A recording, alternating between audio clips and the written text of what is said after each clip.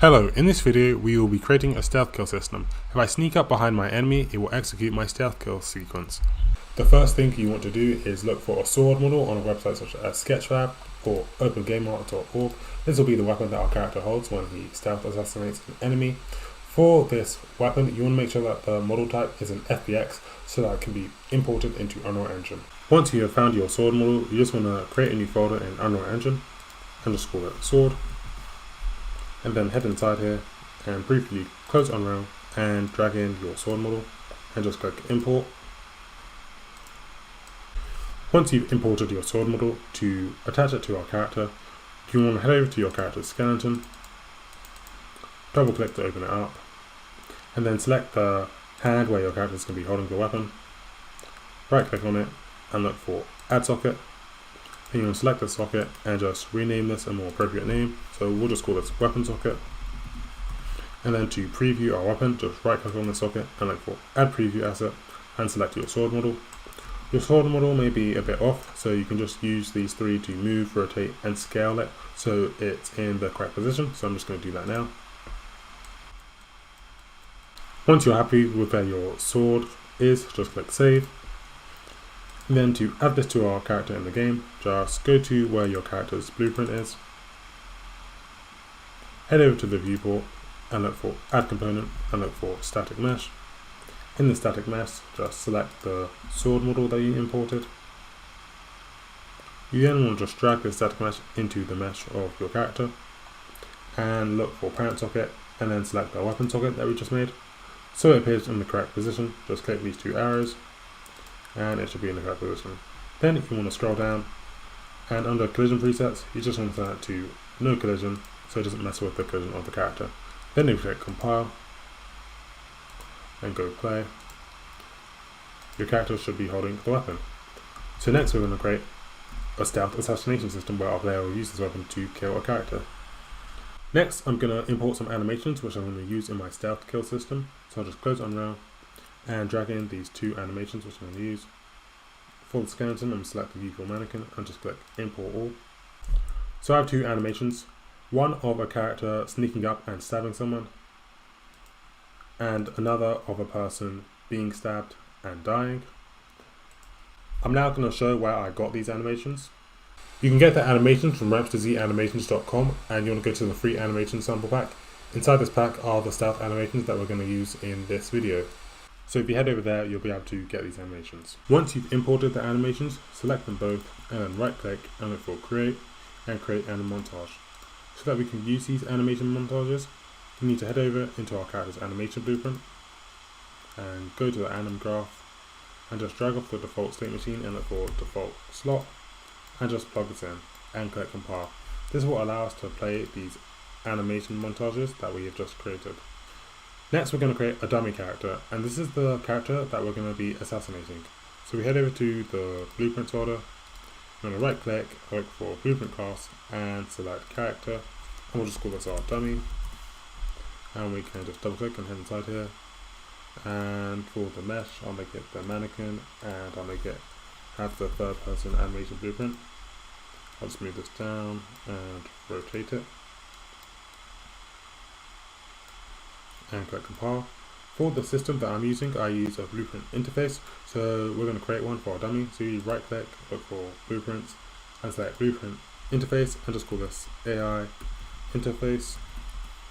And we're going to head inside here, and for the function we just want to name it on stealth killed and just click compile. And then if we head back to our dummy character, we're going to go to class settings, add interface and look for AI interface and then click compile. Then we're going to head over to the link graph and we can delete all of these as we don't need them, and we'll reference the function that we created in our interface.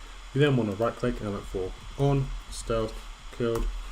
So now we're going to write all the nodes which will happen when this dummy character is stealth killed. So the first thing we're going to do is drag in our character's movement and look for disable movement so that they can't move. And we'll just connect this in here. And then we'll just drag off here and look for play anim montage. And the anim montage is going to be the paired stealth kill victim, as this will be the victim character. And then we just want to drag up here and look for delay. Oops. You just want to drag up here. You do want to look for delay, and then you want to drag up here and look for minus float, float minus float, and just select the value of 0.1 and just connect this here. So 0.1 seconds before this animation ends, we're going to pause it. So we'll drag in our mesh and then look for pause anims. So look for set pause anims and just check it and plug it in here and click compile. So if I just head over to that animation, this is it. 0.1 seconds before our character dies, we're just going to pause it so that it just looks and remains like this. Next you want to head over to your character's viewport, and we want to make it so that the player can only stealth kill this dummy if he is behind it. So to set the system up, you want to go to add component and look for box collision and just select this box and move it behind the dummy character, and just adjust this box so it is roughly the same size as the dummy character, and we'll make it so that when the player character is inside this box, he's able to stealth kill the enemy. However, if the player is not inside this box, he won't be able to stealth kill the enemy. So if we scroll down, you want to make sure that the collision presets for this box are overlap or dynamic, and then you want to click on component we can overlap. We will reference our third person character, so we'll just drag off here and look for cast to third person character. Then we just want to close this and go to our third person character and create a new variable and call it can stealth kill question mark. And when our player is in this box, we'll set that variable to be true. So I'll look for set can stealth kill and just check it and plug it into here. And then we'll select the box again, scroll down and click on component end overlap. We will drag up here and forecast to third person character. And this time we'll look for set can stealth kill, although we'll leave it unchecked so the player can't stealth kill if he is not inside this box. And then we can click compile. Okay, so this is having a problem because this just needs to be compiled. So I click compile here and then compile, this should be fixed. So now we have set up the blueprints for our dummy. Next we're going to make it so that our player can stealth kill this dummy when he's behind them. So I'm just going to close this and I'm going to go to my settings and project settings. So in the system I set up in my project type game, I went to action mappings and I made a key for this. So I just called this the attack key. And then for the attack key button, I've just made it the left mouse button. Feel free to make it whatever button you want. And then we can close this and head over to our third person character. Then if we go to the event graph, we can right click and look for, I'll right click and look for event attack. So when this is pressed, we're first going to do a branch and check that we can stealth kill. So I'll just plug this in. If it's true and we can stealth kill, we'll just drag up here and do a line trace for objects. The objects we're going to look for are going to be pawn, so you just want to drag up here and look for make array. And for the type, you just want to select pawn. This is because if I just go to my dummy character and select his capsule collision, we can see that it uses the pawn collision. So we'll be looking for actors with the pawn collision. For actors to ignore, we just want to drag up here and look for make array. And we'll just drag up here and look for self, because our character also has a pawn collision and we want it to ignore it. Where this trace will start, we'll right click and get our actor's location and plug this into the start. Where this will end, we'll just right click again, get our actor's forward vector, so this will be in front of our character, and then we'll drag up here and look for multiply vector by float, and I found a value of around 100 worked well. So we'll check 100 units in front of our character. We'll then just drag up here and look for plus vector, connect this in here and this into the end. So we'll be checking 100 units in front of our character for any objects. Then we'll just drag up here and look what we hit. So we'll look for a break hit result. And if we hit something, this blocking hit result will be true. So we'll just drag up here and look for a branch. We're then going to need to reference the actor that we hit, so we just drag off the hit actor and look for promote to variable, and we can just call this hit actor. So this will be our dummy character. So we just connect this, and then we'll connect this into set hit actor. We're now going to create a new custom event, and this event will make it so that our player character moves behind our dummy character and is in the correct position to do the stealth kill animation. So if we just underneath here, right click and look for add custom event, and we'll call this move to stealth kill target, and we just want to click this new parameter button and call this hit actor, and for the variable type you just want to look for actor and select object reference. Then after this we call this event, so if we just look for move to stealth kill target and just plug hit actor into here and then click compile. So to make our character move behind our target, just drag up here and look for move component 2, and the component will be moving. We'll just drag in the capsule component and plug this into here. So we'll first start by setting our character's rotation. So if we just drag off the hit actor, look for get actor rotation and plug this into here. And then for the location, just copy this bit and then I'll explain how it works after. So if we just drag off here and look for get actor forward vector, and then drag off there again and look for multiply vector by float and look for 120, and then you just want to drag off here and look for get actor location and look for minus vector and plug this to here. Then you want to drag off here and look for get actor right vector, drag off here and look for multiply vector by float, and then drag up here and look for minus vector and plug this into here and this into here and click compile.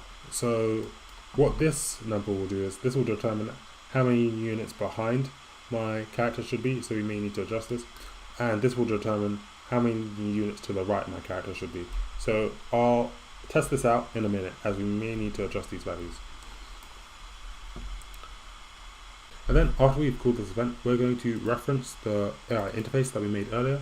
So if you just right click and look for on stealth kill message, and the target of this, we're going to drag in our hit actor and plug this into here and plug this in here. And then we want to, just before we do this, we're just going to drag up here and look for play and then montage.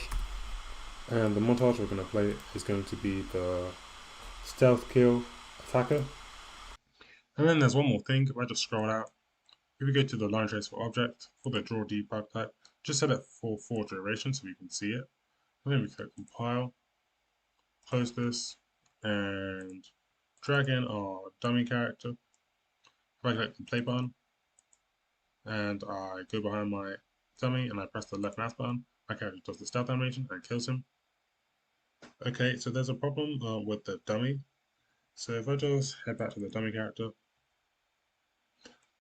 we can just delete this. I thought of a better way to do this. We click compile and go to the mannequin, go to the montage of the victim, and on the asset details, look for enable auto blend out, and just uncheck it. And if we click the save button and click play, and if we go behind the dummy and press the left mouse button, the attack button, his body is just there after we kill him. So then with this stealth kill system, if I go to the third person character, so these values control how behind and how to the right our character is. So I made this value something like 500, and I made this value like minus 500.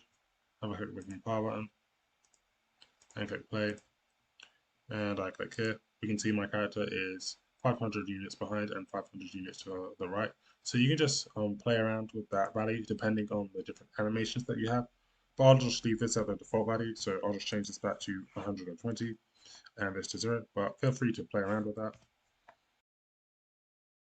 And there's one more thing we need to fix. If I click the play button and I go behind my enemy and press the attack button, I'm doing my stealth kill, but when I'm doing my stealth kill I can move around and it just looks a bit weird. So to prevent that, let's head back to our third person character, and we want to go to the bit where it says can stealth kill. So when we're stealth killing, we're going to disable our character's movement We can do that by dragging in character movement, dragging off here and looking for set, active, and just plug this in here and this into here and leave it unchecked. Then you just want to copy this bit with Control C and just paste it here and just plug it in here and just check it. So this will just make it so that our character can move again if he does not successfully hit his target with the line trace. And then we also want to copy this bit again, press Control V and paste it here, and then after we've done our animation, we're going to make it so our character can move again. So if we just drag up here and look for delay, and plug this into here, and this into here, and click compile, close this, and now click the play button. I go behind the enemy and stealth kill, I can't move around, and then it goes back. And with that, we have set up our stealth kill system. That's all for this video. If you enjoyed, like and subscribe, and I will see you next time. Bye.